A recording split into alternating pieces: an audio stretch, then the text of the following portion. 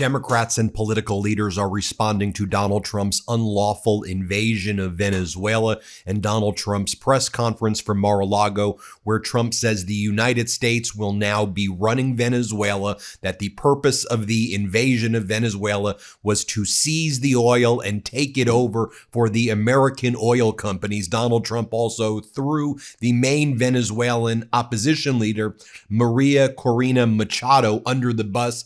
He says that she's a nice lady, but that the people in Venezuela don't respect her. She was the recipient of the Nobel Peace Prize, who then praised Donald Trump, and now he's throwing her under the bus and says she shouldn't run it. Donald Trump says that he and the United States will be running a country of 28 million people right now. We'll see what the Venezuelan people are saying about that, but let's talk about what Congress is saying about that. Democrats in the House and Democrats in the Senate and independents in the House and the Senate are calling this an unlawful invasion, that Donald Trump did not get the congressional authority that was required of this. And while Maduro is a dictator, which inherently means he's not legitimate, the United States can't just be engaged in regime change to seize oil and to run countries. It has a massive destabilizing effect on the world. Number two, it's just a war crime, and it is unlawful in general. And also, it gives a permission structure for China to invade Taiwan, for Russia to continue its atrocities in Ukraine, for Israel to continue atrocities in Gaza. It provides a permission structure right now for tyrants and dictators to continue about their authoritarian reign. So here's what AOC posted. She goes, "It's not about drugs. If it was, Trump wouldn't have pardoned one of the largest narco traffickers in the world last month. It's about oil and regime change, and they need a trial now to pretend that it isn't, especially to distract from his sinking under Epstein and skyrocketing healthcare costs." Democratic Senator Ruben Gallego, a veteran himself who saw close friends of his die during war, says the neocons have moved their focus to the Caribbean. And he's responding to someone who goes, "If I lived in Havana, I was in the government, I would be concerned at least a little bit," Rubio said of Cuba, because Donald Trump during his disastrous press conference threatened Cuba. Donald Trump threatened Colombia. And Donald Trump said that he was instituting a Don Roe doctrine, he said, to control and with a iron fist the Western Hemisphere and to treat every other country as a vassal state in the Western Hemisphere. Senator Gallego goes on to say, "I said Trump wanted to start a war, and now he's saying we're going to occupy Venezuela. Enough. I authored a war powers resolution to hold the Trump administration accountable for its illegal actions in Venezuela. I'm going to force a vote.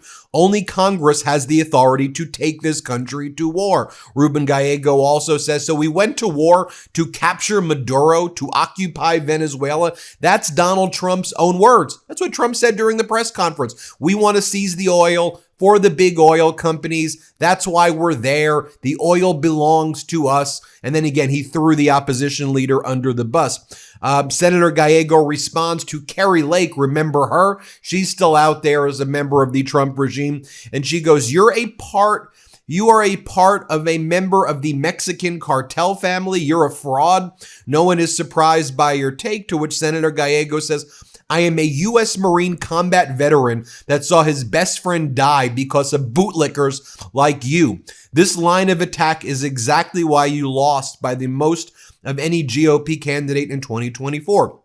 Another veteran, pilot, astronaut, who the Trump regime is attacking as well and launching criminal investigations into, Senator Mark Kelly of Arizona, put out the following statement. "The President of the United States just overthrew a foreign ruler and explained to the American people that this is about taking control of the oil reserves of a foreign nation. He said that the U.S. will, quote, run the country until a proper transition can take place, and went right into how U.S. oil companies will benefit from this takeover. takeover. He doesn't understand the risks and costs involved with these poorly thought out decisions that don't make Americans any safer today than they were yesterday.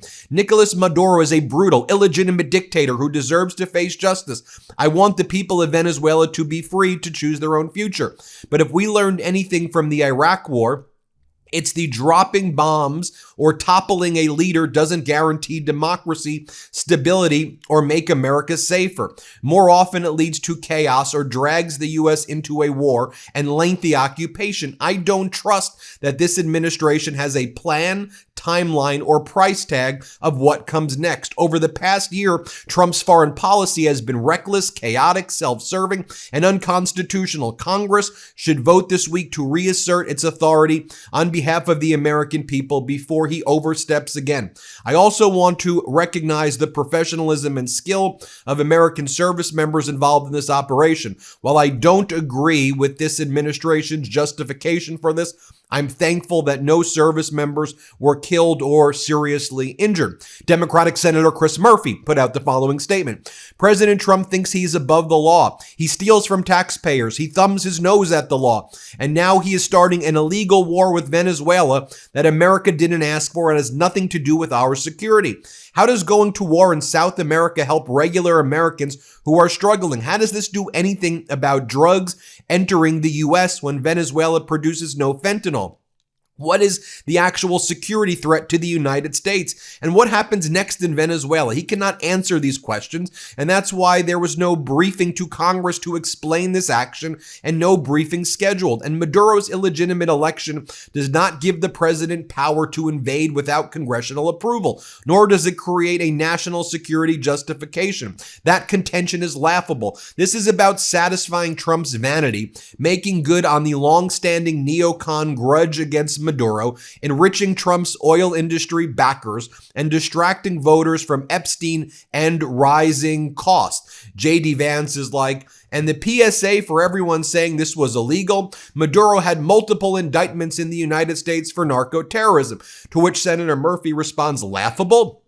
There are people with warrants all over the world. Can you invade all those countries without coming to Congress? If carrying out a arrest requires the full-scale invasion of a foreign nation, of course you need to get congressional authorization. And of course, the fact that Donald Trump pardoned Juan Orlando Hernandez, the drug trafficking narco-terrorist from Honduras, who was convicted by a federal jury in the United States, shows that Donald Trump just frankly wants to seize the Venezuelan oil. That's what this is all about. Senator Bernie Sanders put out the following statement. Donald Trump has once again shown his contempt for the Constitution and the rule of law. The President of the United States does not have the right to unilaterally take this country to war, even against a corrupt and brutal dictator like Maduro. The United States does not have the right, as Trump stated this morning, to run Venezuela. Congress must immediately pass a war powers resolution to end this illegal military operation and reassert its constitutional responsibilities. Trump's attack on Venezuela will make the United States and the world less safe. This brazen violation of international law gives a green light to any nation on earth that may wish to attack another country to seize their resources or change their governments. This is the horrific logic of force that Putin used to justify his brutal attack on Ukraine. Trump and his administration have often said they want to revive the Monroe Doctrine, claiming the United States has the right to dominate the affairs of this hemisphere. They have spoken openly about controlling Venezuela's oil reserves, the largest in the world. This is rank imperialism. It recalls the darkest chapters of U.S. interventions in Latin America, which have left a terrible legacy. It will and should be condemned by the democratic world. Trump campaigned for president on an America First platform. He claimed to be the peace candidate at a time when 60% of Americans live paycheck to paycheck, when our healthcare system is collapsing, when people cannot afford housing, and when AI threatens millions of jobs. It is time for the president to focus on the crises facing this country and end this military adventurism abroad. Trump is failing in his job to run the United States. He should not be trying to run Venezuela. Now, Mark Warner, the top Democratic senator on the Intelligence Committee, put out the following statement. Our Constitution places the gravest decision about the use of military force in the hands of Congress for a reason. Using military force to enact regime change demands the closest scrutiny precisely because the consequences do not end with the initial strike. If the United States asserts the right to use military force to invade and capture foreign leaders it accuses of criminal conduct, what prevents China from claiming the same authority over Taiwan's leadership? What stops Vladimir Putin from asserting justification to abduct Ukraine's president? Once this line is crossed, the rules that restrain global chaos begin to collapse and authoritarian regimes will be the first to exploit it. None of this absolves Maduro. He is a corrupt authoritarian who has repressed his people, stolen elections, imprisoned political opponents, and presided over a humanitarian catastrophe that has forced millions of Venezuelans to flee. The Venezuelan people deserve democratic leadership, and the United States and the international community should have done far more years ago to press for a peaceful transition after Maduro lost a vote of his own citizens. But recognizing Maduro's crimes does not give any president the authority to ignore the Constitution. The hypocrisy underlying this decision is especially glaring. The same president recently pardoned former Honduran President Juan Orlando Hernandez, who was convicted in a U.S. court on serious drug trafficking charges, including conspiring with narcotics traffickers while in office. Yet now the administration claims that similar allegations justify the use of military force against another sovereign nation. You cannot credibly argue that drug trafficking charges demand invasion in one case while issuing a pardon in another. America's strength comes from our commitment to the rule of law, democratic norms, and constitutional restraints. When we abandon those principles, even in the name of confronting bad actors, we weaken our credibility, endanger global stability, and invite abuses of power that will long outlast any single presidency. Look, even Marjorie Taylor Greene is posting, "This is what many in MAGA thought we voted to end," she goes on to say. Boy, were we wrong, she says. There you have it, folks. Let me know what you think. Hit subscribe. Let's get to 6 million subscribers right now. Want to stay plugged in? Become a subscriber to our Substack at MeidasPlus.com. You'll get daily recaps from Ron Filipkowski, ad-free episodes of our podcast, and more exclusive content only available at MeidasPlus.com.